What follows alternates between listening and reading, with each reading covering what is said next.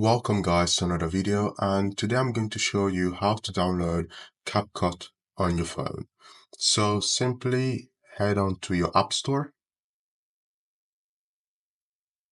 then go on to search, type in CapCut,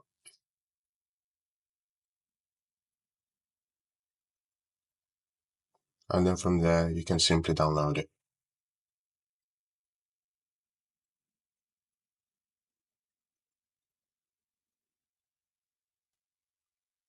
Now I'm gonna skip to the next part of the video once it's done downloading. Okay, now that it's all downloaded, you can click open.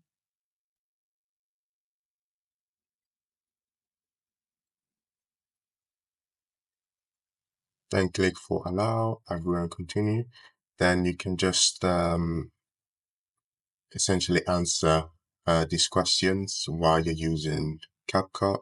Click personal use, click next.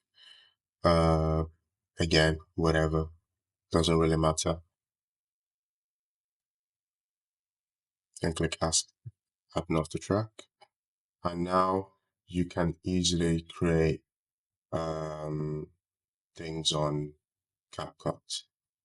If you like the video, like, comment, and subscribe. See you in the next